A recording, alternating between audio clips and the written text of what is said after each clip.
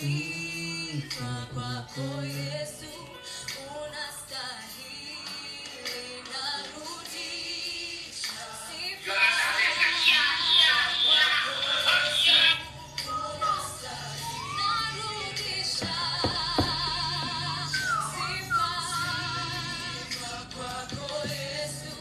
unastahili.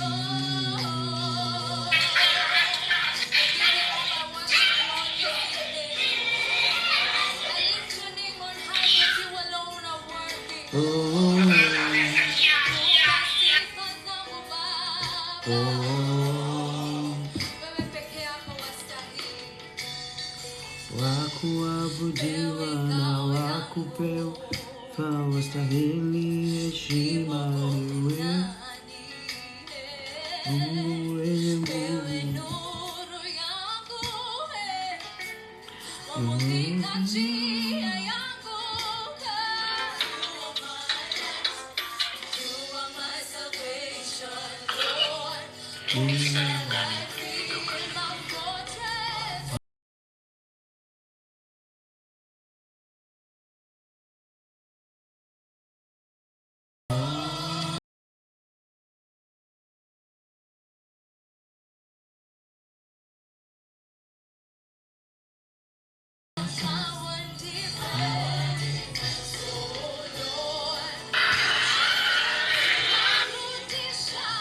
rudisha sifa kwako Yesu, unastahili.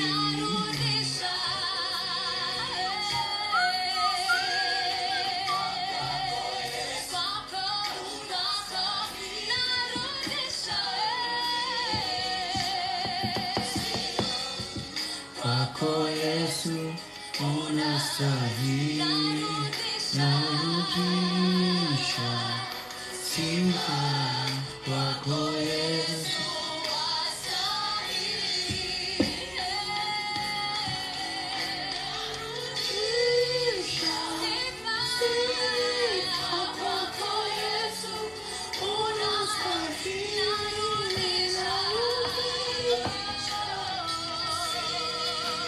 Kwako Yesu unastahili, sifa kwako Yesu unastahili.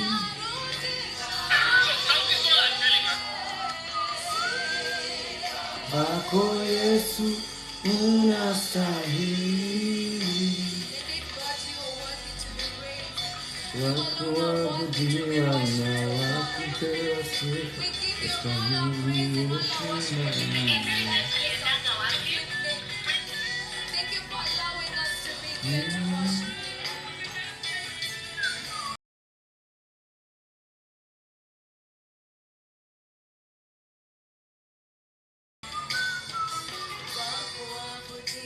Na wakupewa sifa, wastahili heshima ni wewe.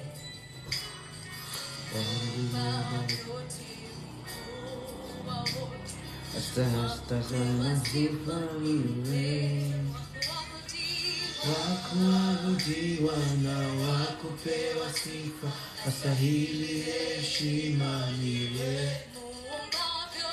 Muumba wa vyote, Mungu wa wote,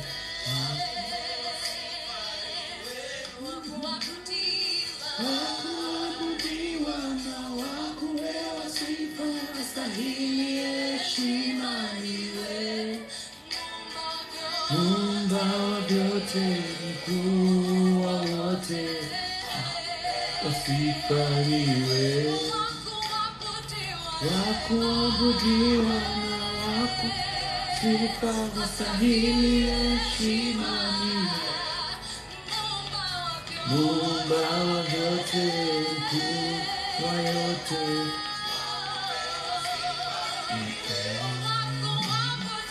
wakuabudiwa na wakupewa sifa, wastahili heshima ni wewe. Muumba wa vyote, mkuu wa wote,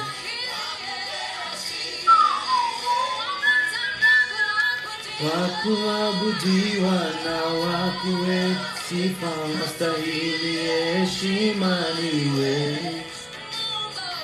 Muumba wa vyote, mkuu wa wote, sifa niwe. Wakuabudiwa na waku, wastahili heshima niwe.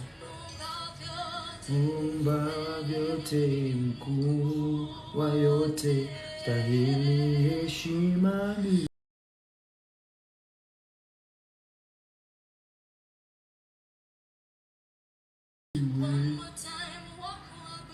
Wakuabudiwa na wakuwe sifa, astahili heshima niwe.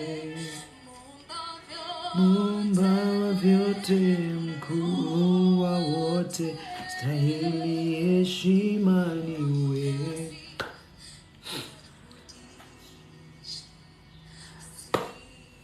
Pez DJ. Yesu unastahili sifa, kwako unastahili.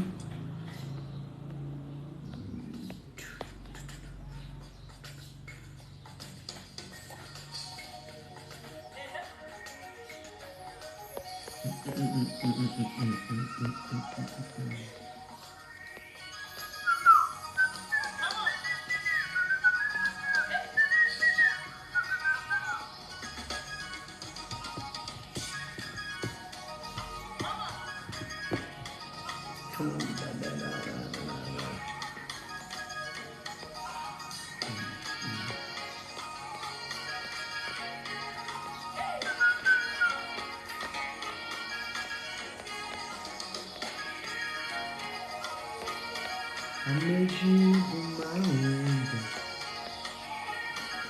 dawama.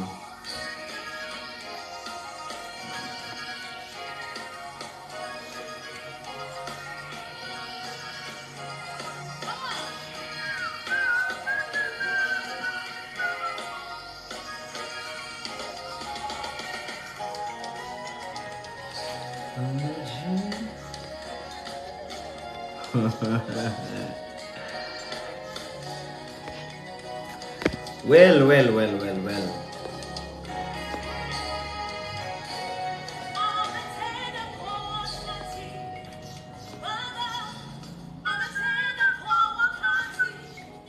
Baba ametenda kwa wakati, Baba. Yo, thank you so much for joining in. Asanteni sana. Thank you so much for joining. In a few, we're going to begin our podcast, and we're going to have conversations. And thank you so much. Besti karibu sana. Thank you for joining. We're going to have conversation, and today we are going to be talking about, we have had a few episodes on our, podcast, and we have had episodes where we have talked about we have talked about can I remember? We've talked about identity, we've talked about grief, we've talked about recovery, we have talked about resilience, we have talked about family, we have talked about opinions, we have talked about burnout and loneliness. And last week, that is not actually last week, the last episode, which is from Monday, we talked about recovery. And we talked about recovery because on the previous episode we had talked about grief and how to go by with grief, how to cope and deal with grief, and also how to find your way out of grief, how you can be able to deal with grief, how you can be able to really go through grief without losing your mental health. And we talked about a few things that I would want to talk about. and it's just like a recap of what we talked about. And one of the things that we talked about on how you can manage your mental health during the time of grief.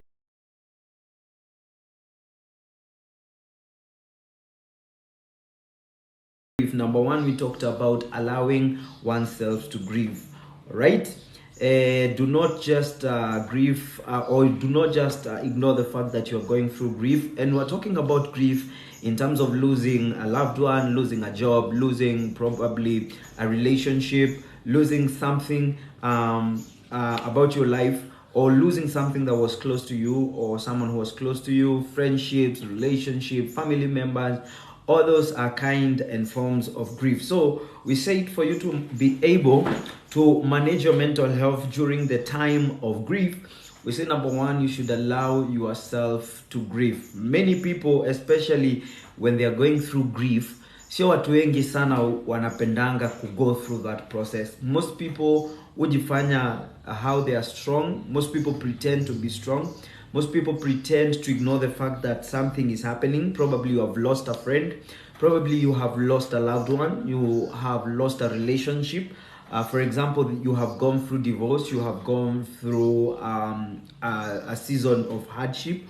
And it's okay. It's allowed to just take a moment and take some few days, months, hours, minutes, just whatever you will take to just grieve that loss that you have lost. And sometimes the temptation can be thrown to ourselves in something else to get past the intense feeling of loss and sadness. However, we say that grief is an important process because we need to work through it to heal and to find a way to live with a new reality. So as much as you can, please take time and grieve and feel what you need to feel. The other thing we say, thank you so much Jane Washera for joining. Tafadhali share the link. Jackie Mumbe, please also share the link as we continue talking about grief.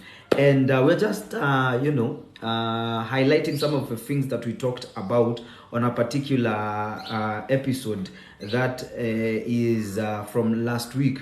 So actually, for those of us who are joining us, if you have podcast, if you have what do we call it, Spotify, you have Google Podcasts on your phone, you have all those streaming, wherever platform you use to stream for your songs, you can also stream Conversations Cave podcast, which is a podcast on mental health and well-being, and share it with your friend. Thank you so much, Princess. Thank you, Diana Parach, for joining. Asanteni sana. We're talking about grief, and if you have joined us, we have actually talked about one of the things that you should do to manage your mental health during a time of grief. And we have talked about allowing ourselves to feel or to grieve, to feel what we are supposed to feel. All right. The other thing, if you need to cry, if you are that emotional person, if you need to cry, please cry your feelings out. Cry what you're feeling out, because when you when you bottle up feelings and emotions at one particular point in life, utapata you have too much. Uko na mambo mingi sana that you are not even able to release. Yani uta blow up. All right. For those of us who cry, for those of us who find people to talk to, for those of us who do activities that helps us deal with issues that we are going through, kindly, if you need to do anything to let go of the feelings that you're feeling, kindly do that. For those of you who cry, it is good sometimes to cry as hard as you can, as you release the emotions and as you let hayo feelings yote yatoke. The other thing, we need to be kind with ourselves. Most people, especially when we are going through grief, many people blame themselves. Unapata mtu anasema I caused this, probably I was not a good friend, probably I was not a good fiancé or fiancé, probably I was not a good mother, I was not a good father. Unapata people are beating up themselves because of the issues that they have gone through, because of the issues that they are grieving. So when you are going through a moment of grief, ni vizuri sana you just like be kind to yourself. Right? There are people who go through grief and unapata the end of it all, watu wanna get into self-destruction ama self-harm behaviors, which are also part of the mental health, ambayo we will talk about later on our podcast. But be kind to yourself, especially when guilt is involved, especially when you feel guilty about something. Please be kind to yourself. The other thing is you need to take one step at a time. All right? It is not easy for us to grieve once and for all. All right? There are some people who are not even able to go through grief at all. Right? There are others who are being pressured by the situation, the circumstances, the surrounding, the family members. You'll find people asking you, why are you not grieving your friend? Why are you not grieving because you've lost your family member? But I think it's important to take one step at a time and to do it on your own pace. All right?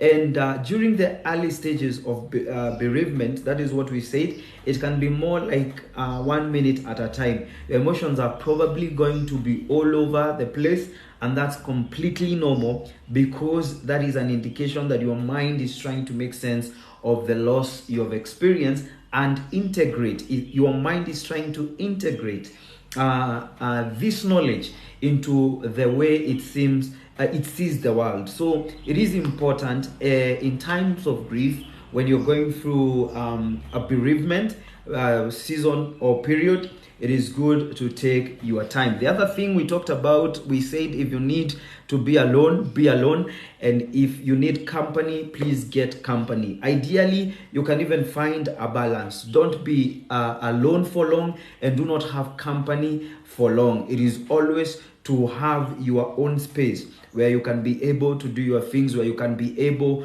to internalize what you are going through, and you can be able to feel your feelings, all right, without anyone judging you or trying to show you how it is important that you get over your emotion. The other thing we said is to look after yourself and practice self-care.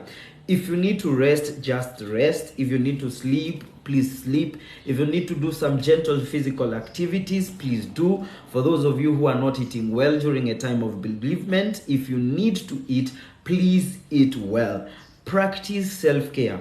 That is the most important thing. Self-care above everything else. All right? Because whenever you're going through a season or a period of grief, you are the only one who is able to pick yourself from that situation, right? You are the only one who is able to help yourself out of that situation. Whenever we grieve for so long, at the end of it all, we might get into serious mental health issues that we would have dealt with if we would have allowed ourselves to mourn at our pace, if we would have allowed ourselves to feel the feelings and not bottle them up. And if we would have allowed ourselves to have our own space to think about the things that we are feeling, to think about whatever it is happening in our life, and to think about the issues that are happening in our life. So take time to practice self-care. For those of you who listen to music, listen good music. For those of you who need to rest, rest. Eat well, practice self-care, read a book, spend time alone, treat yourself out, do some adventure activities, visit new places, try new menus and everything, so that you will be able, even as you're grieving, you will be able also to grieve without allowing yourself to get into mental health. The other thing is you need to work towards acceptance. As hard as it might be, especially in the early stages of bereavement, the reality is that circumstances can't be changed. All right? Whether you've lost a friend, whether you've lost a loved one, if you have lost like a job or something that cannot be changed, a situation that cannot be changed, kindly work towards the journey of acceptance. Let me just remind you something we said on our last episode, that when you gently remind yourself that accepting things as they are, it will help you to come to terms with the reality of the situation, right? Which is important because that helps you to find ways to move forward one step at a time. So work towards accepting, especially for the things that you cannot be able to change. Learn towards accepting, and as you continue accepting that, as you continue working towards accepting everything that has happened to you, you'll be in a position to deal with grief well. The final thing that we talked about is if you need to get support, please get support. Talk to a friend or a family member. You can call a professional, you can talk to a counselor, you can call someone who has experience in psychology, mental health, counselor, people who will help you to go through grief. And if you're experiencing intense feeling, Miriam, welcome. If you experience intense feelings of grief for weeks and months and you struggle to cope, it is really important that you get to have a specialist who you can be able to share your journey or your process with. And let me sum it up with a quote that we talked about, and because it is important every single time that I keep on giving you these quotes, even as you internalize them and as you think about them. The quote is from Dr. Johnson from 1845. He said, "There is a sacredness in tears. They are not the mark of weakness, but of power," right? The sacredness in tears is that they are not mark of weakness, but they are mark of power. They speak more eloquently than 10,000 tongues. They are the messengers of overwhelming grief and deep contrition of unspoken love. Right? That's it for grief. We have talked about it, and the full summary or the full conversation is on our podcast, that is Conversations Cave podcast. For those of you who have Spotify in your phone, for those of you who have Google podcast, every platform where you stream your music, you can be able to stream and listen to our podcast Conversations Cave. Let me just say hi to some people who have joined in before we talk about recovery, and we're just going to highlight some few things, and then we're gonna leave it at that. But before that, thank you so much for all of you who have joined in. Nelly, thank you so much for joining. We have been joined by Sam Zololo. Thank you, Gracie Queen 74. Walizo G, thank you so much for joining. Asanteni sana. Kindly continue sharing. Continue sharing with your friends. Let me also do some sharing here so that we can talk about recovery and we can create awareness. By the way, the month of May is the month where we are creating awareness on mental health. So just take this opportunity to invite your friends and just share with them the live stream so that we can create awareness on the theme. All right, and keep on sharing. Thank you so much for all of you who are sharing. Thank you, asanteni sana. We are continuing to create awareness on mental health, and today we will be talking about recovery. Just some few things here and there that we should learn and we should know, especially when we are going through a period of recovery. All right. Alpha Bondi KE, thank you so much for joining. Esimina, thank you so much for joining. Please share the live with your friends, family members, people that you know can benefit from mental health awareness. even as we talk about what we're talking about recovery. We have talked about grief and what grief means. We have talked about self-identity. We have talked about uh, opinions. We have talked about issues relating to mental health. But today, let me just talk about grief. And let me tilt my. Okay, let me. All right. I think we're well. We're going to talk about recovery, and I'll be discussing about the ups and the downs of the process of recovery in mental health. And we look at different things that we can do to manage our long-term recovery. So again, the episode is on our podcast. I'm just highlighting some of the things that we talked about so that we will be able to know or to get some information on how to go by delivery. Betty Mylene, thank you so much for joining.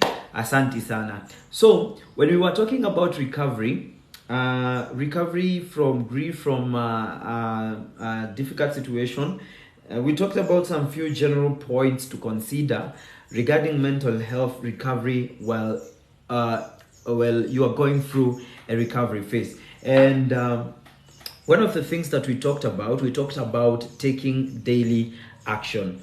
All right, and we say that baby steps are fine, especially when you are in a process of recovery, and sometimes maybe the best you can manage those baby steps. Getting time to go through the whole thing, and also getting time to. Sami, thank you for joining.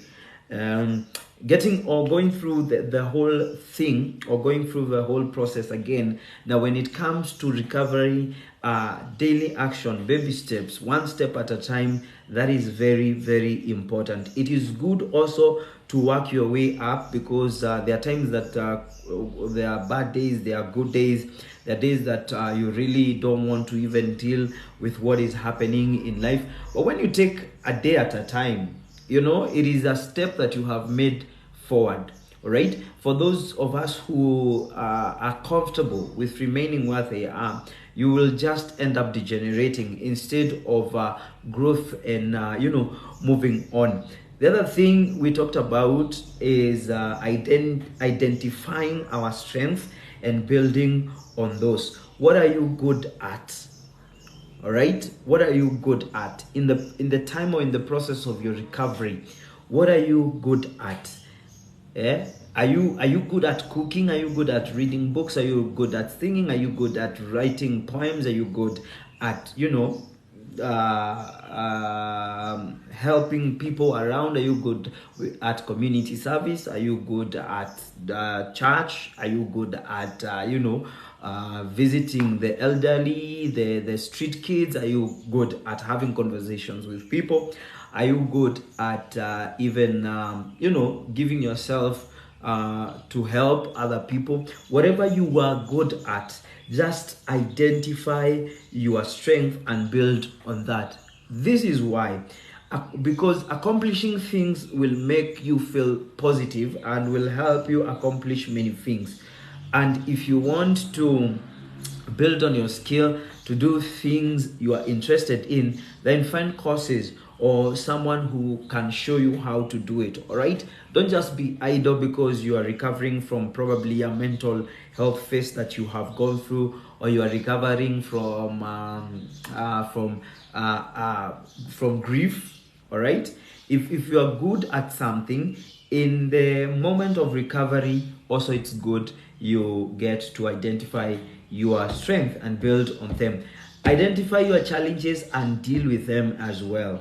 All right, and especially this one, when you know where the challenge is or where the challenge was, identify them and deal with them one by one. There are challenges that you can deal with them personally without anyone's help, but there are other challenges, there are other things that you need professional help, and it is important that you keep on seeking for help and looking for people who can help you deal with the challenges or the unresolved issues that you are going through. Kemani Ibrahim 751, thank you for joining. Asante sana.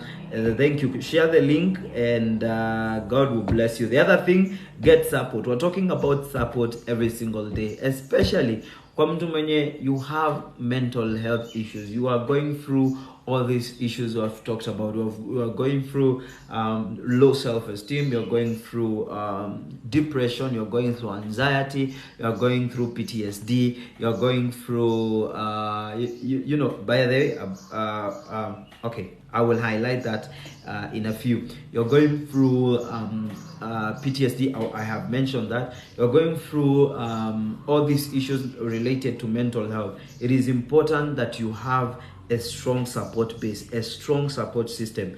Friends, family, workmates, people who really support and whose interest is towards you. Alan Wesley, thank you so much for joining. Asante sana. Consider long-term plans of your medication if applicable. If you are taking medication as part of your treatment, you may decide to review that your doctor may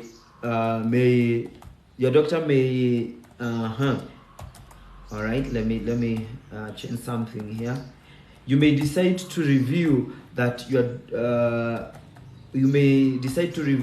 to your doctor more often, so that you can be able. Janet Mutindi, thank you so much for joining. You can be able, so that the doctor can be able to be what do we call it, so that the doctor will be able to see whether you're making progress or not.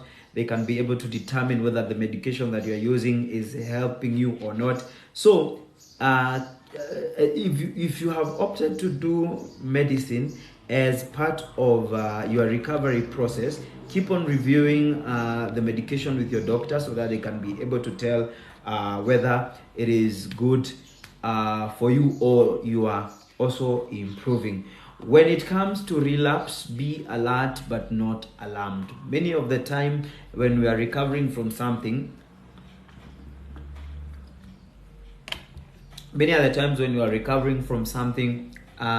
relapse are inevitable. You may find yourself, you are recovering from a certain addiction, you are recovering from a certain phase, you are recovering from a certain situation mentally, and along the way you might find yourself going back to it. And I don't want to sugarcoat this, because relapse happens, all right? Relapse happens to most people actually, but by having recovery plan in place and working on your recovery every single day, it doesn't mean that you will not get to that place where you just want to throw your hands and just say it's over, all right? And at that particular point when you feel like you want to give up, at that particular point when you throw your hands, that is where the relapse happen. So do not be alarmed by it. It's something that happens to people. One thing you can only do is to be alert, especially when you are at that point that you feel like you want to give up. At that point when you feel like, yo, this is the end of it. I just want to throw the towel, niko hang the boots, and just go on with my life. All right? So it is good you understand. Thank you so much for joining, Miss K. Susan Karanja. Thank you. It is good to understand that relapse takes place. And when you have that in mind, that relapse can actually happen, you'll be more alert when you get to that point, like where you feel like you want to give up or you just want to let go. Amor, thank you, Sana, for joining. Sorry, Chanel, thank you for joining. Flower, thank you for joining. We're talking about recovery, in mental health. The other thing we talked about is to be prepared that you will make mistakes and be okay with that. This is something we always say on almost every episode, that nobody is perfect, and there is just no way to do this in one particular way. All right? So you will find yourself making some mistake, especially if you want to do away with a particular behavior, or if you want to come out of a certain mental health issue. Because of that curiosity, because of that urge to be free, because of wanting to be out of the situation, you might find yourself making a lot of mistakes. You might find yourself consulting a lot of wrong people, a lot of wrong articles, and it's okay. As you go on, as you make those mistakes, that is how you learn. That is how you are directed to the right people, right? That is how you are directed to the right doctors, to the right counselors, to the right psychologists. So keep on learning. Allow yourself to make mistakes, but be cautious that you don't make mistakes that can lead to bigger damage, or much damage to your mind and to your mental health and well-being in the long run. Celebrate your progress along the way. Whenever you make a progress, or you make a step forward, whenever you are able to deal with something, take time and celebrate. It is those small wins rather, give us the confidence to even do things bigger, or to keep on advancing in our pursuit to recover. Another thing we talked about is one day at a time. All right, one day at a time. Keep on doing those small things one day at a time, and you will be able to go through the recovery process with a lot of ease. Let me finish with repeating this. If you want to come up with a recovery plan, there are certain things that should be included in your recovery plan. And one of the things is your goal. What you want to achieve, right? You want to recover. You want to come out of grief. You want to come out of a certain addiction. You want to come out of a certain mental health issue. What is your goal? The other thing that should be on your recovery plan is what might be holding you back, or might be a potential barrier.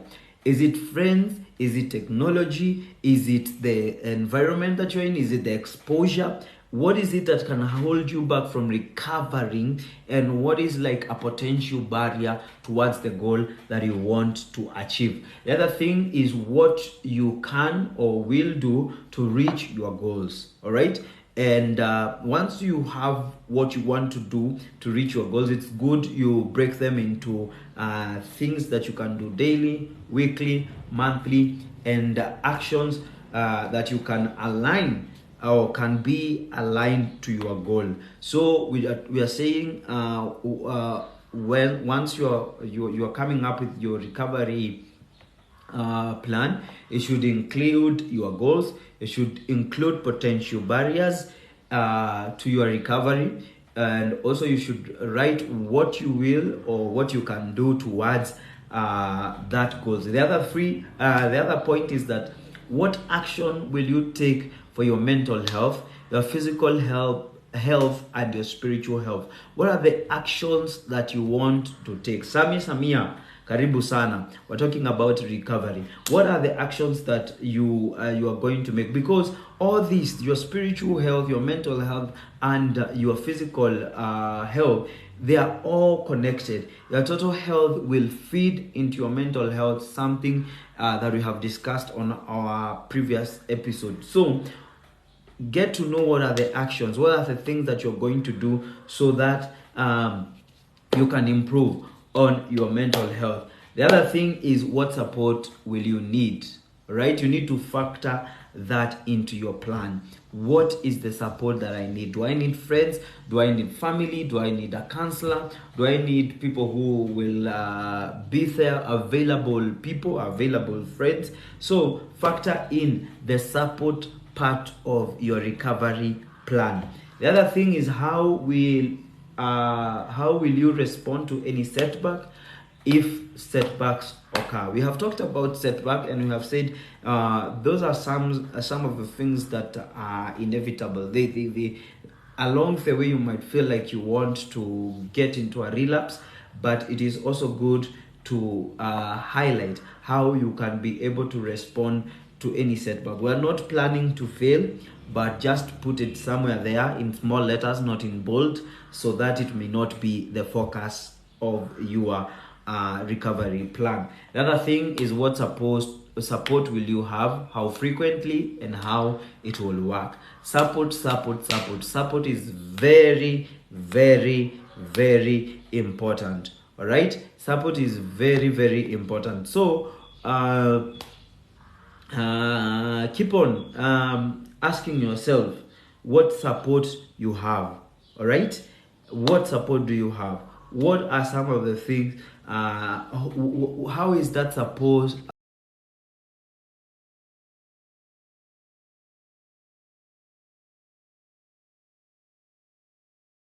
I mean, how is that? How is that support working? All right, and that will be it. The other thing you need to include on your what on your recovery plan is how and when will you review your plan. How and when will you review your plan? Do so regularly, either individually or with your support. Every plan that you want, every plan that you come up with, it is so important that many times you'll be able to look at the plan, you'll be able to see how you can review that plan, and also be able you'll be able to know who you can actually invite, or you can review the plan with. So that's it for today, even as we are talking about recovery. And that is one of the topics that I really wanted to have that conversation with us. And as always, we're gonna end up, or we're gonna finish with one quote from someone who is anonymous. And the quote goes, "We learn from experience, both good and bad, and with the knowledge comes change and growth." We learn from the experiences, both good and bad, and with knowledge comes change and growth. Right? So don't be afraid to make mistakes. Don't be afraid to go through a certain experience. It is through experience that we learn. It is through experience that growth and that growth and change comes in. So thank you so much. That's it for today.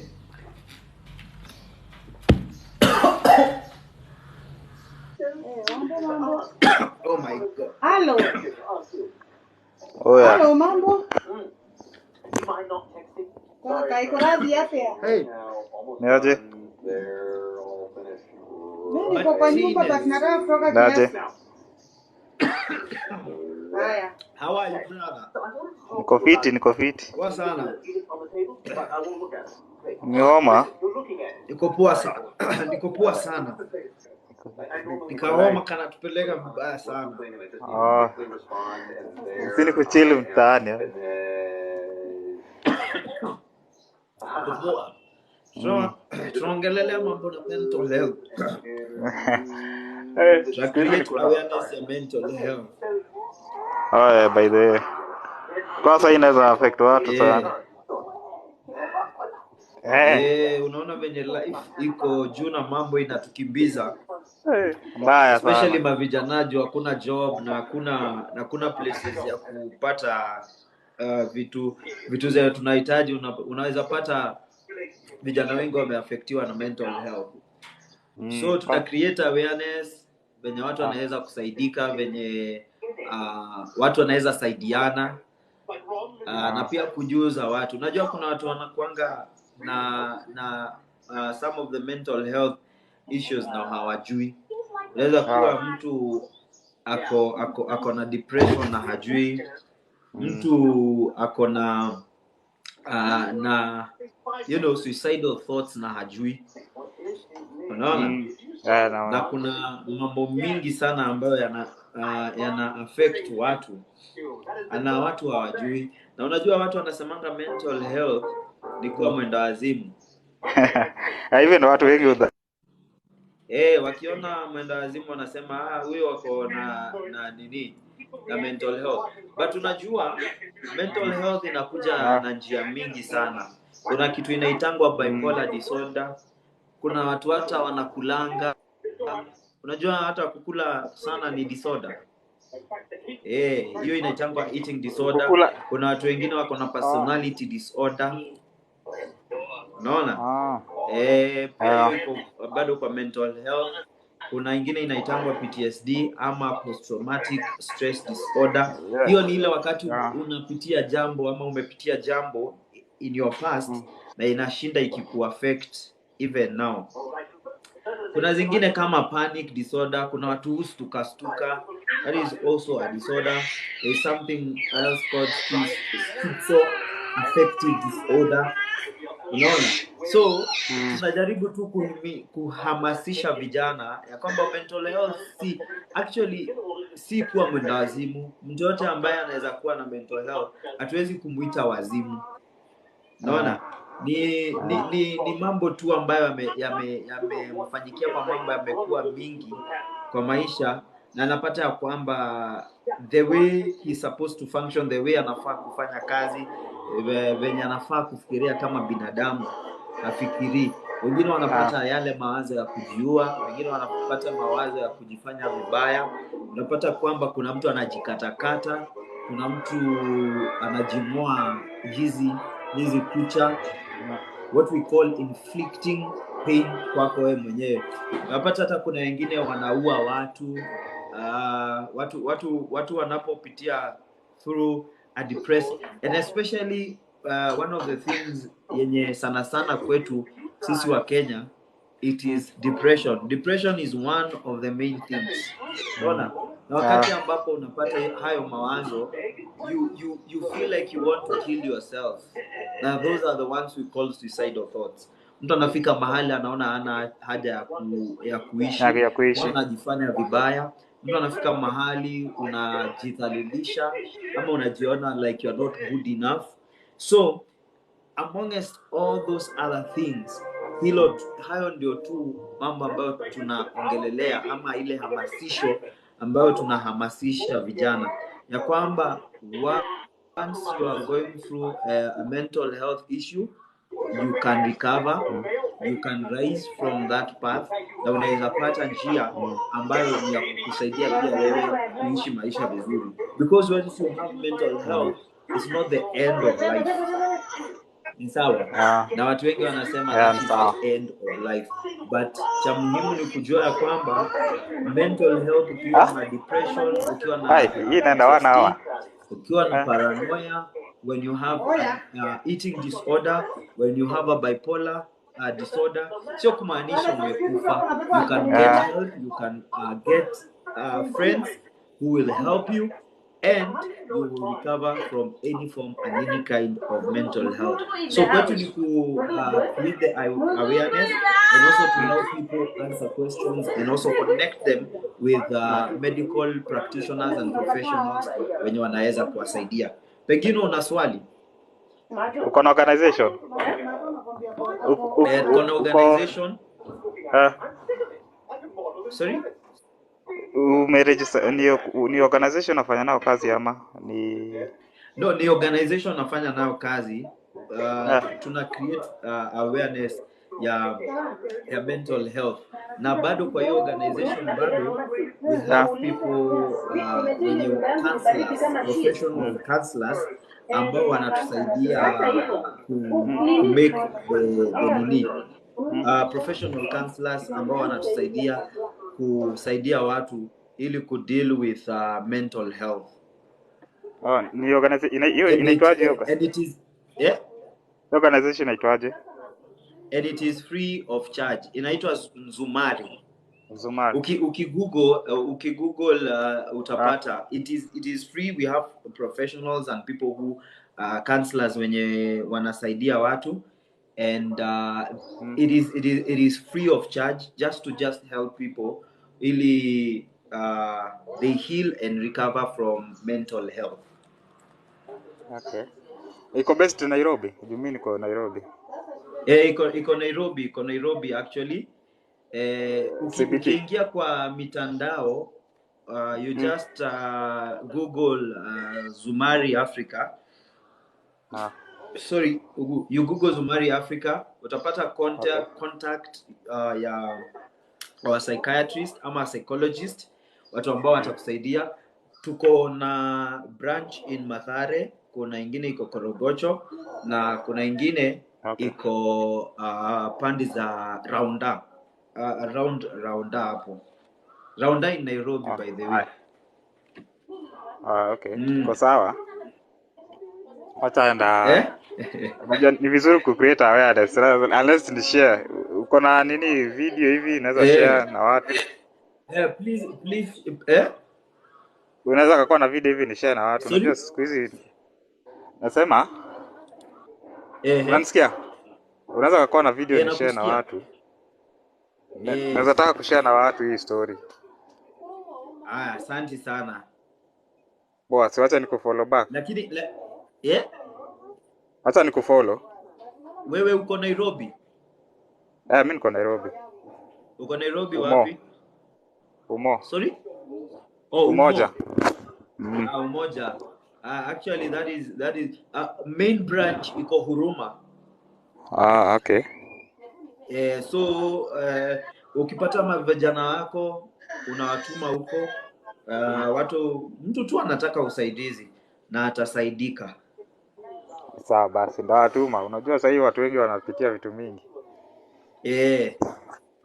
Ndawatuma tu. Na wasiogope.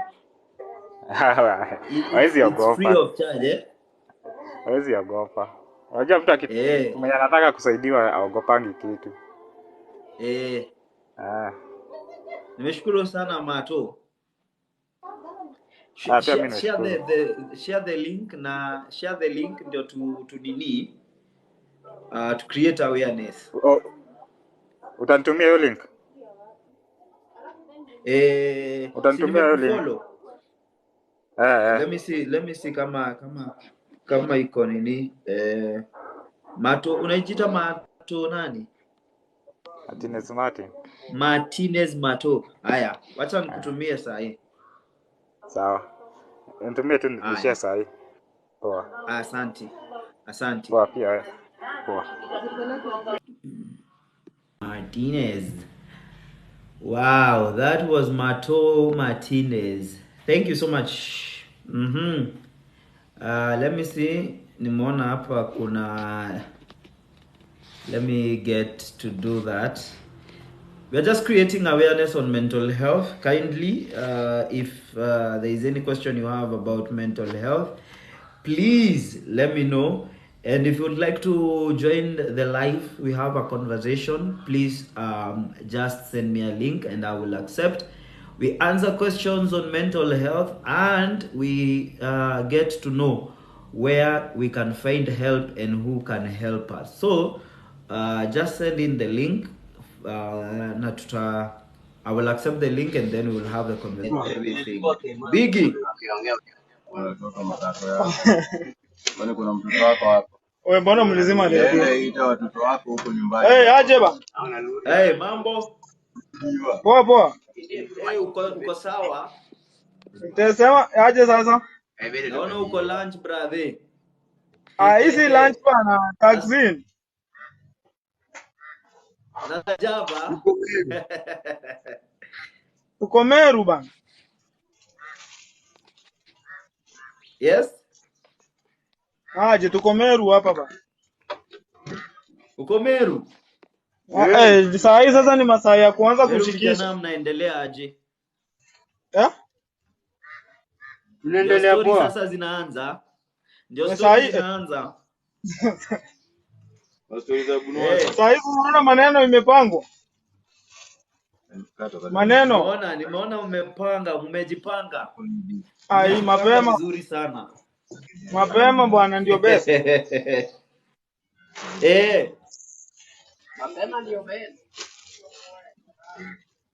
Saa hii ukianza Uko na mbogi hapo? Uko na mbogi hapo? Mingi bana, wengi sana. Sasa nilikuwa nataka tuongee na mbogi kidogo. Muongee na? Niongee nao mabeshto wako kidogo. Haina shida, unaweza ongea na wao. Haya, nitawauliza wewe unajua mambo na mental health? Ndio hao hapa, ongea na wao sasa. Mambo na nini brother? Haya vijana. Wewe nyamaza. Mambo. Vipi? Hello, nakusikia sijanyamaza. Sema nisikie.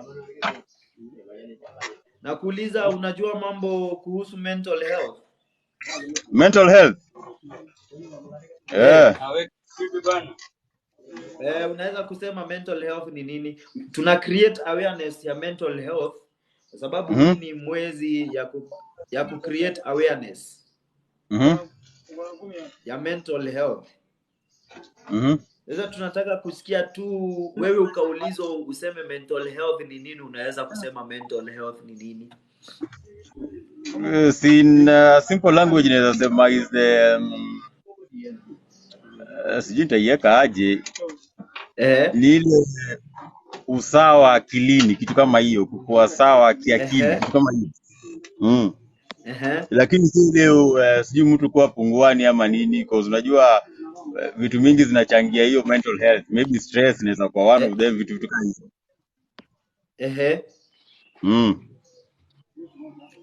Hapo ni kweli. Umesema kitu ya maana sana, umesema mtu kupungukiwa na akili sio mental health, sio?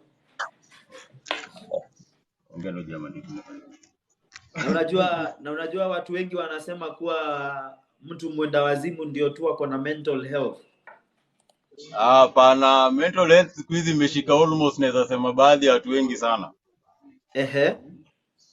Watu wengi sana wako na hiyo problem as at now. But even economy, even economy saizi inachangia hiyo pia. Economy na nini ingine unaweza kusema inachangia mental health, watu kuwa na mental health? Apart from economy. Vitu kadha wa kadha, naweza sema even marital status, hizo vitu tukaa hizo kwa nyumba. Mambo ya ndoa. Mambo ya ndoa, penzi na mambo ya ndoa. Na also in affect vijana wengi nini, as in the male gender than the female gender. Because sisi male gender tuna prefer kunyamaza na issues. Yeah. So unacheki at that particular point ukinyamaza na issue. Kiakili tunajua yes uko sawa, nje hivi ukitembea uko sawa, yes, but inside kuna kitu inakutocha. Wow, that is hiyo iko sawa hapo, na wewe naona unaelewa hii maneno. Na wewe unaipitia bana, lakini ni kukaza tu bro. Umejaribu kuongelesha watu kuhusu hiyo mambo na mental health. Umejaribu kufunza watu mavijana ili waweze kuongea, kufunguka na nini na nini?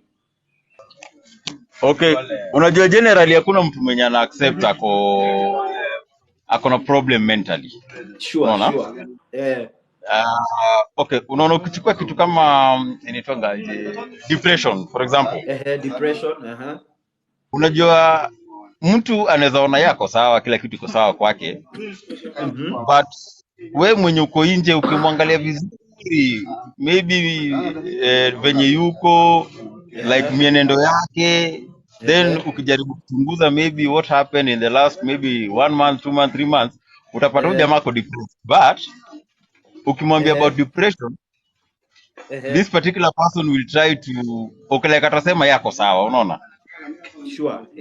Yeah, so I think mtu mwenye anaweza saidika ni mtu mwenye so far amesha identify kwamba there is a problem inaendelea na anataka usaidizi, but it's not easy just to reach on somebody and you want to tell this particular person that, hey you bro, you know this or that is happening with you, unaona. Yeah. Obvious ataona sasa wewe ndio wazimu. Yeah. But I think Now, it is something yenye inafaa ishughulikiwe. To be honest, watu wanaumia, people are suffering, yeah? kweli yeah. Na mental health inachangia vitu mingi sana, being hata unaona even decision making itakuwa very hard for you, and even some like wana opt kwenda kwa sasa hizi drugs na kufanya vitu zao mamiadarati na vitu kama hizo, unaona. So in general ile naweza sema sane judgment haitakuwa. Yeah, sure. Yeah. Hapo ni kweli. Yeah. Na unafikiria pengine wewe kwa mawazo yako, kwa nini unafikiria watu hawataki kuaccept wako na mental health, wako na issues na mawazo yao? Pengine ni nini unaweza kusema inafanya watu, hata mtu asifunguke aongeleshe mtu mwingine, mavijana wasifungukiane roho kama venye sasa hiyo mko hapo hivyo, like hamwezi kuwa na hiyo conversation about mental health? Okay, what is happening? The biggest challenge ya kwanza ni ile watu wanaofia my issue to like kukua public. Yeah. Unaona? Because I can approach you personally for assistance, maybe advice and what have you, but the outcome inakuwa like umechukua the whole story umeexpose. Which inani remind na ile story ya HIV status, unaona? Yes. Ukiambia mtu that you are positive, then this person ana spread ile nini yako. Unajua kuna kwanga na ile inaitwanga aje kwa HIV, ile stigmatization, yes. So I think pia kwa mental health watu wengi sana huwezi share kila kitu yako, because ukiangalia vizuri mental health inakuja na personal issues. Sure. Personal issues, family issues, anything yenye inatouch pale hivyo inakutouch personally and directly. So a lot of people, most of the male gender, they prefer to keep quiet and to sort their issues wakiwa kivyao, rather than the female gender. The female gender, they will talk, they will they will cry. It is normal. Yeah, but with us inakuwa hard. So I think one of the things inachangia watu kukua na hiyo mental health sana na ina spread is the fact that we are not admitting that there is a problem, and if there is a problem we are afraid to share it out because the aftermath. The stigmatization. Yeah, the stigmatization sasa. Because take it for example, you had an issue, personal issue with your wife, something of the sort. Yes. So unaenda kuambia friend so that akupatie advice, muone venye mnaweza fanya. Then another third party somewhere atakuwa involved tena. Kweli. And this time now this third party akikuwa involved, unapata the story that you shared with the first person imewekwa pilipili na kitunguu na nyanya na kila kitu. It is another story altogether. So most probably that particular person will decide to keep quiet and face issues zake peke yake, despite anajua ya kwamba itakuwa hard kuface these issues. Hawezi kuziface, yes, but sasa unajua in this process yenye bado anajaribu figure out what to do next, because unapata ni yeye peke yake ndio like ni kuhandle issue. Hii kitu inazidi kukua kwa mind yake, inazidi kucorrode mind yake, ina corrupt mind yake, such that even the normal functionality ya brain ina cease, even the reasoning ina cease, even when you jamaa talk ina cease, vitu kama hizo.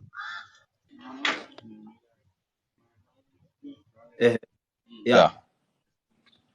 So kitu ya kwanza tunaweza tu kufanya ni kudeal kwanza na stigma, so that watu wakuwe na a free space to talk about their mental health. Yes. Hivyo ndivyo unajaribu kusema. Yes. All right, that is good, that is nice.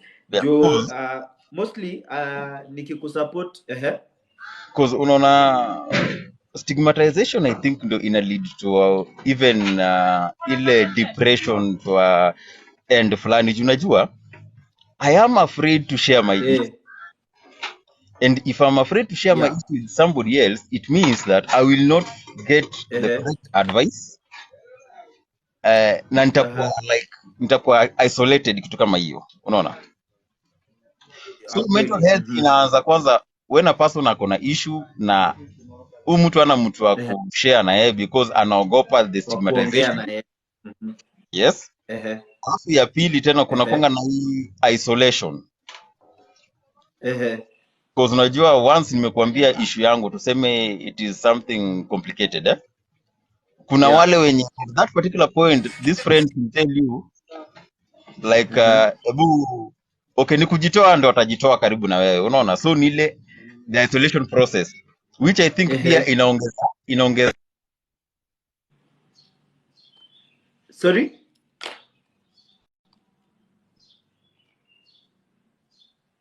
Hello.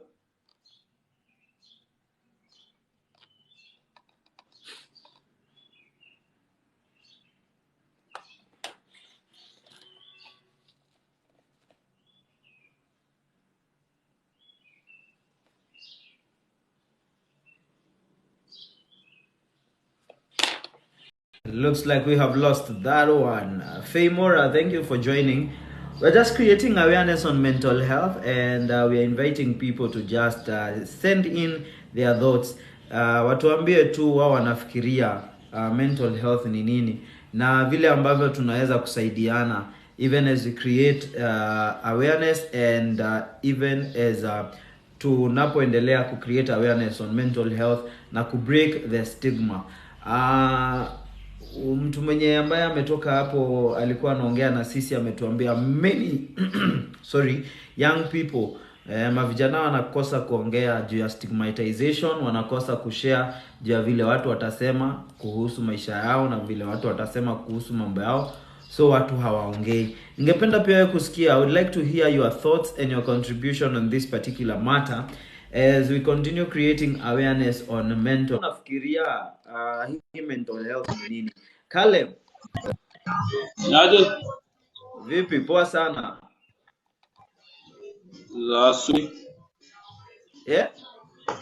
Za asubuhi. Kwa salama sana, twashukuru.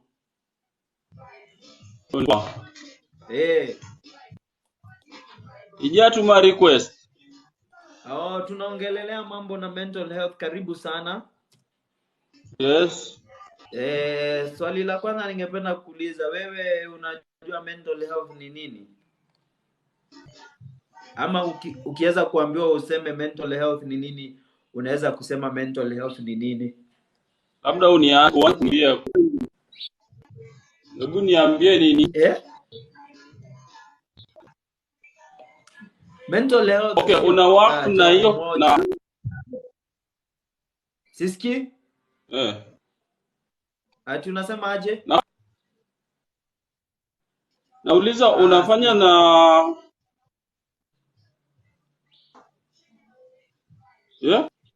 Ati umesema nini? Sikusikii vizuri. Nauliza unafanya na kampuni labda cause hizi siku unaniangukia tu hivyo. Tunaongelelea mental health. Na tuna create awareness, kuwajulisha watu mental health ni nini. Juu mental health sio kitu moja, ni mambo mingi, na mental health inamaanisha afya yako njema ya kimawazo. Ni sawa? Kwa hivyo tunapoongelelea mambo na mental health, hatusemi tu ikiwa tu kitu moja, ni mambo mingi ambayo yameunganishwa pamoja, ambayo yanafanya mawazo ya binadamu yasiwe na afya. Sawa sawa. Na one of baadhi ya yale mambo ambayo yanaweza kuleta afya mbaya kwa mawazo ya binadamu ni kitu tunaita Yeah. Caleb, Yes. sikusikii vizuri. Nakupata. Oh, nasema mambo ambayo yanaweza kuleta that thing is kuna ile inaitwa depression. Depression ndio kila mtu anajua. Kuwa na Yes. mawazo ambayo yanadhuru afya yako. Na kuna ingine inaitwa depression, kuna ingine inaitwa anxiety disorder, kuna ingine inaitwa eating disorder. Watu ambao wakipitia hali ngumu ama wakipitia mambo magumu, kitu ambacho wanakipata cha kuwanufai ya kuwapa Swahili ni kingumu, to benefit them ni chakula. Unapata Yeah. watu wanakula hata wanakula in excess. Kuna mtu ambaye anaweza Yeah. akakula chakula kutoka asubuhi hadi jioni. Watu wengine wanasema pengine ni mkabila fulani, pengine ako na uraibu fulani, lakini ukichunguza kwa undani anaweza kuwa na hiyo disorder ambayo inaitwa eating disorder, ambayo inakuvuta ukakule na ukafanye mambo ukakule zaidi kupita vile ambavyo inapaswa.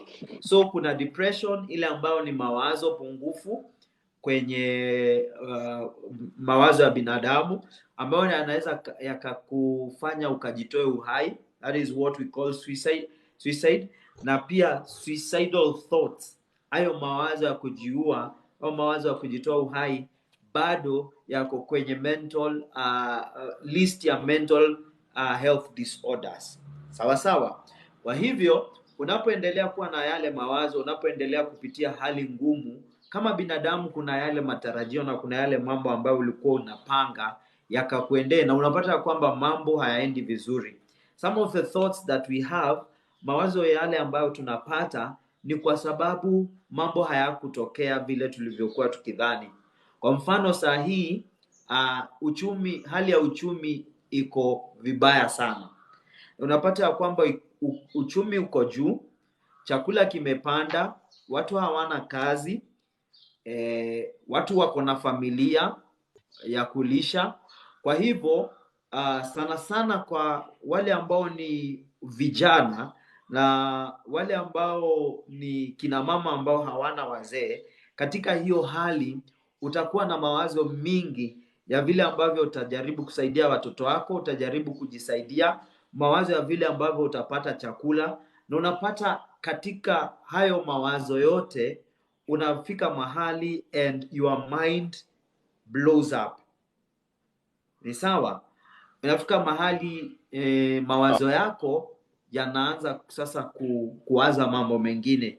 Yanaanza kuwaza kuua mtu, yanaanza kuwaza kuenda kuua, yanaanza kuwaza kuenda kufanya ugaidi ili tu upate pesa ambayo utakupatia lishe na itaweza kukukimu kwenye kimaisha.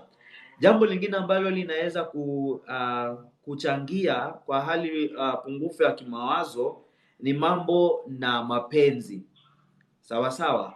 Unapata ya kwamba kuna watu ambao katika ile hali ya kuwa kwenye mahusiano na watu, kuna vitu ambavyo anaitishwa ama kuna vitu ambavyo vinatakikana na pengine na msichana ama na kijana ili hayo mapenzi yakanawiri, lakini hana ule uwezo wa kufanya hayo mambo.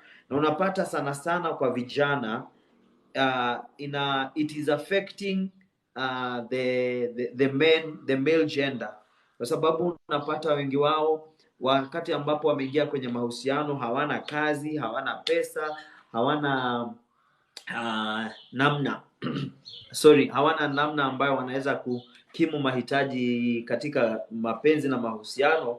Wapata kwamba watu wanaanza kuwa na yale mawazo ya upungufu wa kimawazo. The other thing ni hiyo kuachana, what we call divorce, what we call separation, hata kwa watoto. Hali ya maisha, the financial status of a person, unaweza kuwa unapatwa na yale mawazo. Hilo lingine ni ile nilikwambia, mawazo ya kujiua, the suicidal thoughts. So unapata mtu kwa ajili ya vile maisha imempeleka na kwa ajili ya vile hali ya maisha ilivyo, mtu anafika mahali anaona hakuna haja ya kuishi, na tumevisikia visa vingi sana vya watu kujiua. Watu wanaangamiza watoto wao, watu wanachoma nyumba watoto wakiwa kwa nyumba, watu wanachoma watu wakiwa kwa gari, watu ingia kwa mitandao na wana nena maneno ya uchungu. Unaona, na hiyo tu ni kuonyeshana ya kwamba kuna kitu ambacho hakiendelei vizuri, na kwetu sisi ili kuweza kurekebisha hayo, ama ili kuweza kupambana na hiyo hali, ya kwanza ni tuweze we accept that the mental health issue kwetu sisi kama wa Kenya ni jambo ambalo hatuwezi tukalipuuza. Watu wengi wanapitia hii hali, lakini watu wengi hawataki kunena, hawataki kusema, kwa sababu hawajakubali ya kwamba hili ni jambo ambalo pia wao linaweza wapata. Na unapata at the end of it all, mtu mmekuwa na yeye mkifanya kazi, mtu mmekuwa na yeye mkikaa na yeye, anafanya kitendo pia wewe ambaye hutaweza kuelewa. Kwa nini? Kwa sababu walikuwa wanapitia mambo fulani ambayo hawakuongea na mtu, ikafika hadi wakati mawazo yakaanza kuwaonyesha hakuna haja ya kuishi na hakuna haja ya kuwa uhai, wanafanya mambo ambayo ni mambo ambayo ni ya ghadhabu sana. Kwa hivyo acceptance ni jambo la pili. Jambo la tatu, tunafaa kuwa watu ambao we are open, people who are open to talk about their issues. Kwa wewe ni mtu ambaye unaweza ukazungumzia yale ambayo unapitia. Sio lazima uzungumze na kila mtu, sio lazima uzungumze na kila mtu, sio lazima uzungumze na wafanyakazi, lakini unaweza pata what we call professional counselors, watu ambao watakusaidia. Kuna watu ambao wanafanya bure na kuna watu ambao wanaitisha pesa.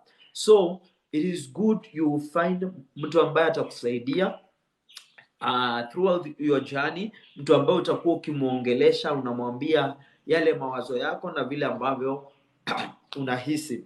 Jambo la tatu, unapopata the support that you want, pia wewe mwenyewe binafsi uichukulie kama jukumu lako kufanya mambo ambayo yatakusaidia kutokana na hizi hali za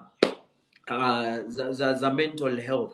Sawa sawa? Kwa hivyo kama unaweza ukajiweka mbali na mawazo ambayo, ama utafute mbinu ambazo zitakuweka mbali na mawazo ambayo ni ya kujiua, mawazo ambayo yana they are affecting your well-being.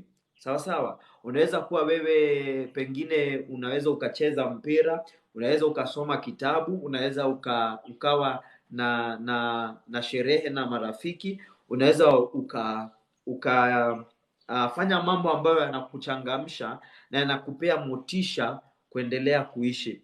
Kwa hivyo ukielewa ya kwamba maisha yako hayaishi mahali ambapo unapata haya matatizo ya kimawazo, you will be able to pick up yourself. Wewe mwenyewe utaweza kujiinua, wewe mwenyewe utaweza kujiendeleza kimaisha, na wewe mwenyewe utajipatia motisha kutokana from the inside of you. So first accept pole. First you accept. The other thing is you look for support. Hilo jambo lingine, it is you look for what we call you practice what we call self-care. Wewe mwenyewe you take care of yourself. We have lost that other one. Sawa sawa. So that is what we are saying, that we continue creating awareness, and we continue creating awareness na kuwajuza watu kuhusu mental health.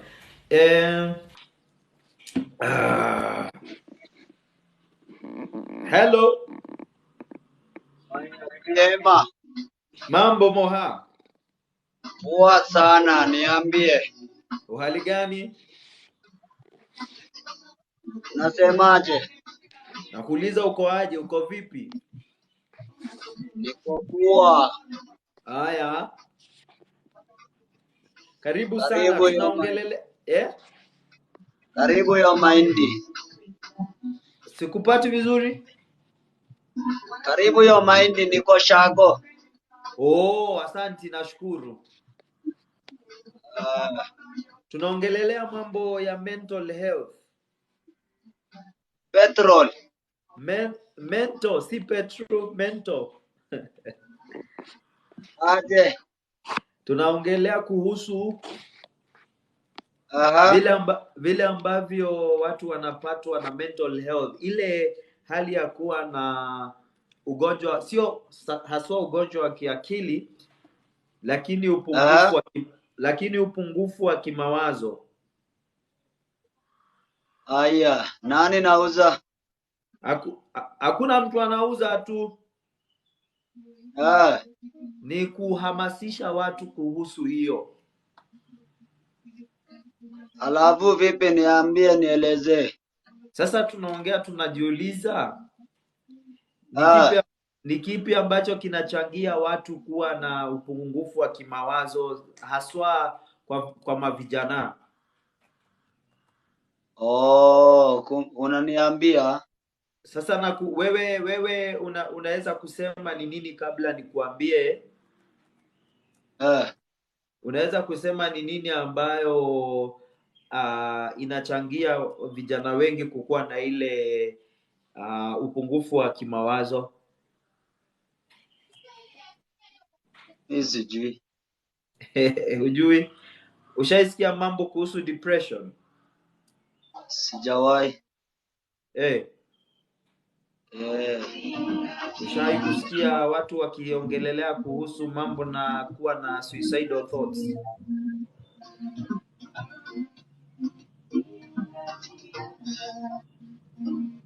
Moha? Yes. Na nakuuliza, ushawahi kusikia watu wakisema mambo na suicidal thoughts? Sijawahi. Haya, uko na swali yoyote kuhusu we've lost that one. Haya, tuendelee tu. Asante sana. We're continuing to create awareness. So if you are fair and you'd like to join the live tuongelele mambo ya mental health, nashukuru sana. I will really appreciate. Ugonjwa wa afya ya akili, that is what we call mental health disorder. So if you are fair, kindly join so that we can have this conversation. For you, for those of us wenye wanaendelea kujoin, ninashukuru sana. We're just creating awareness. It's just having a conversation on mental health.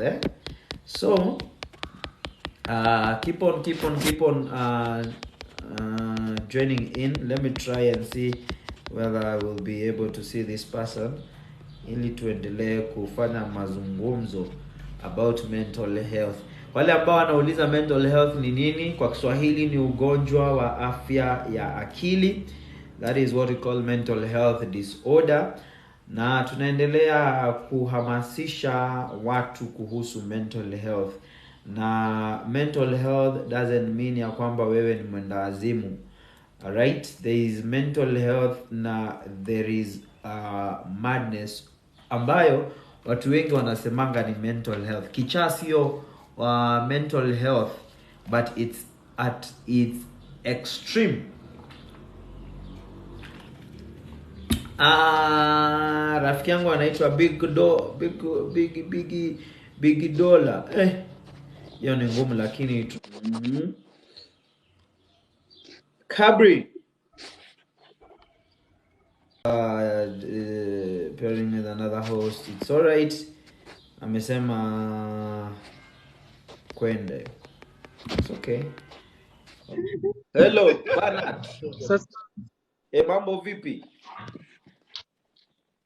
mimi niko salama, labda huko. Tuko salama sana. Bernard, unatokea Sisi maeneo tumetulia tu kazi. Mimi niko Kiambu.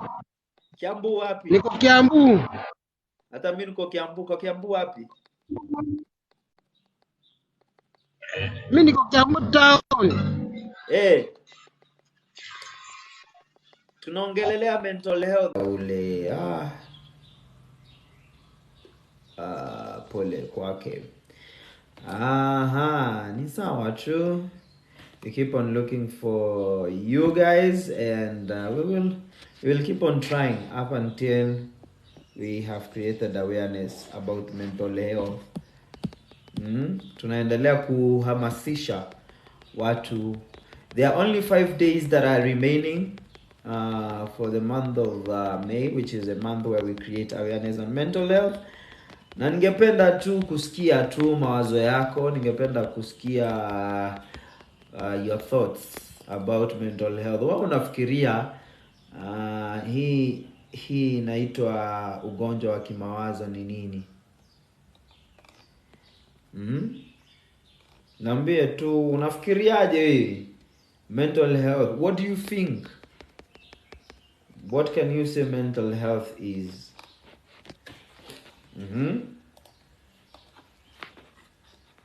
What is mental health, or what are your thoughts on mental health? Ni swali tu nauliza, what is your thought or your thoughts on mental health, so that we can create awareness on mental health. For those of you who are joining, shukran sana, asanteni sana. Thank you so much for joining us. Thank you for joining us. We create awareness on mental health even as we talk about it. So, wewe unafikiria mental health ni nini? Wewe ukaulizwa mental health. Konindesh, thank you so much. Wewe unafikiria mental health ni nini? What are your thoughts on mental health? Naweza ukasema mental health ni nini? Nataka kusikia mawazo yako. Nataka kusikia vile ambavyo wewe unawaza. Kaniambie ukaniambie mental health ni nini? Wewe unaweza ukasema mental health ni nini? Koni, najaribu hapa kutafuta kama tutapata mtu ambaye tutaongea na yeye tuweze kuwa na mazungumzo kuhusu mental health, afya ya kiakili.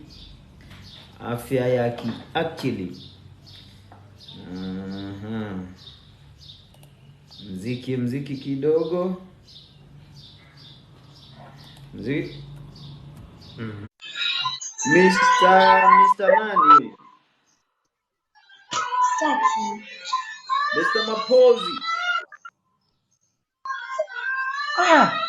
Njoo basi. Njoo uone. Mapozi? Naambie.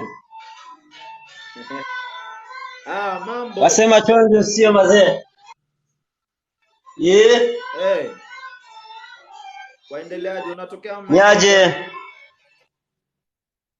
Natokezea Mombasa. Mombasa. Kamo. Naam? Kamo. Na unatekezea wapi? Mimi natokezea Nairobi.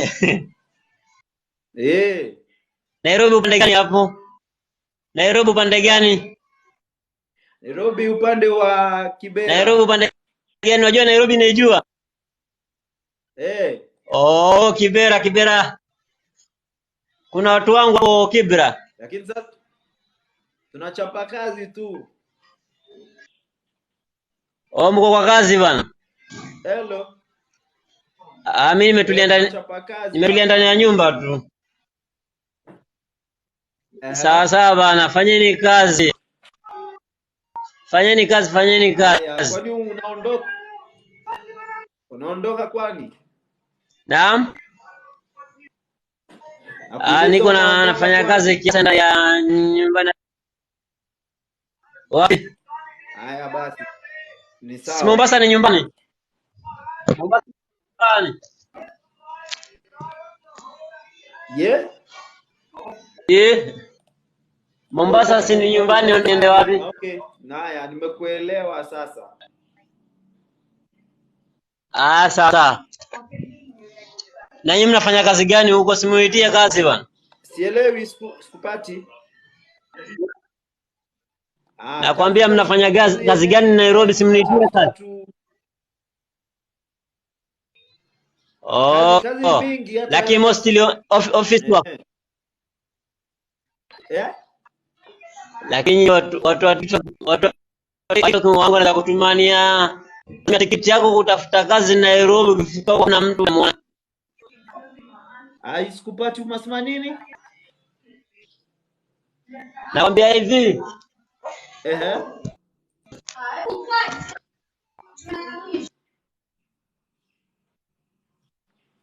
Tunasema nini bro?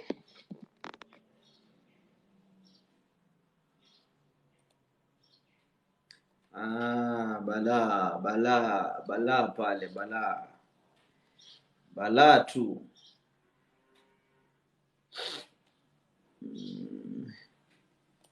Silindiwe konyame sulwini. Ya huyo amepotea, ni kama amepotea. Tusemeje?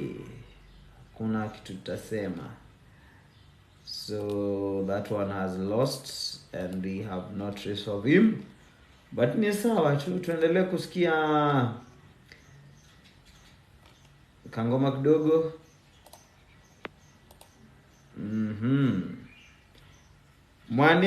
Mwanika Ben, karibu sana. How are you?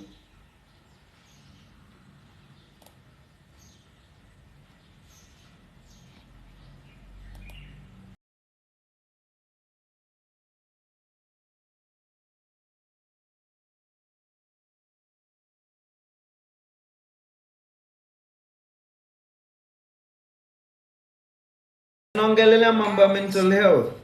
Pengine ungependa kwenda live na sisi?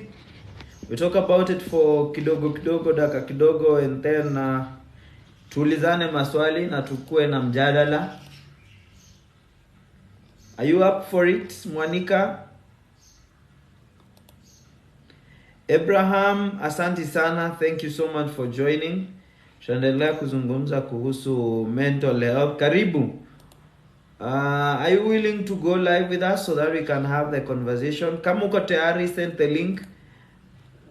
Ili tukue na mazungumzo tu. Ni kuzungumza tu about mental health and how we can create mental health awareness. Sana in the month of May, because it is our month of creating mental health awareness. It is our month of creating awareness. Pengine uko pale, you want to go live with us, kindly, please, tunakuomba tu. Yeah.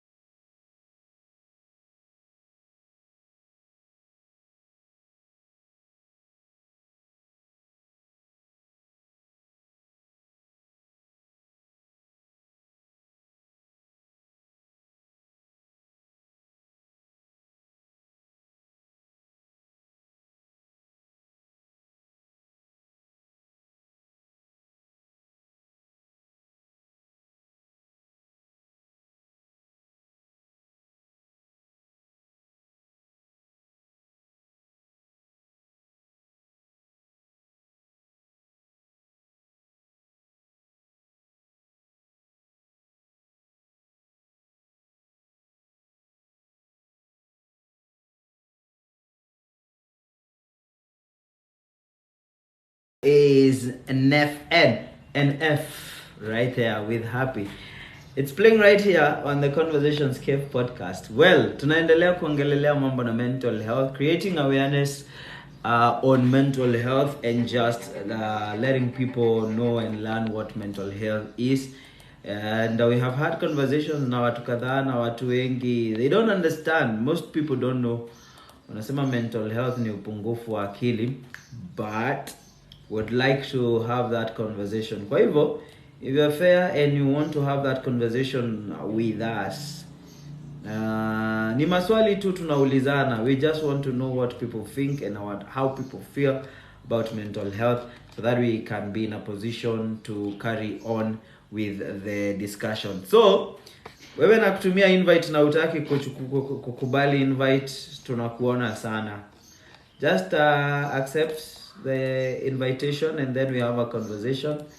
Let's have a conversation, alright? And then hapo baadaye tutajua ni aje. Remember, this is our month of creating awareness. May it's our month of creating awareness on mental health. And mental health is not just one thing, it's a lot of things all together. There is depression, there is anxiety, there is PTSD. Yani mambo ni mengi tu ambayo yako pamoja na mental health, lakini who is this?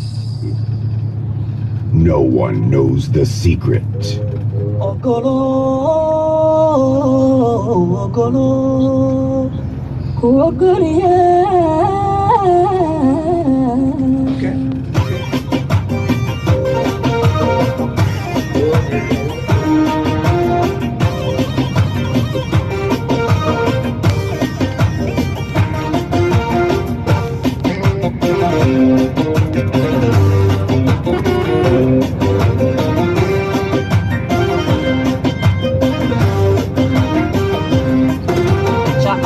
كاميرو أحدي لي لبكي في أفريسا أوتا ساقا كيرو ضيع حويقي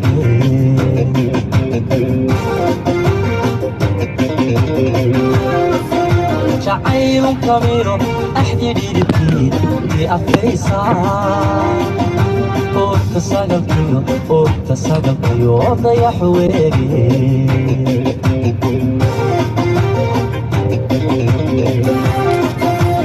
أمانة روح وأطاريو شرفي القيد وقوئنا تحي سيدة إيري دبن ويدة إلمي حسولو لي أرس وعاليو ويس اسمع مباق الكوري عيدو تاقلو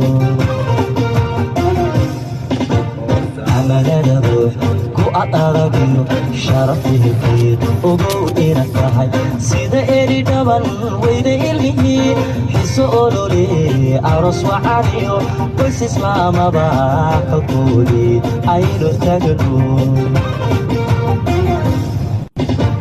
قلبيو عير أغدتاني إلا ما تنون نقفيو أكيد على نفسي حإزدارو أمي بدتي قرو وأهيد وإكالي فرحيو أقرو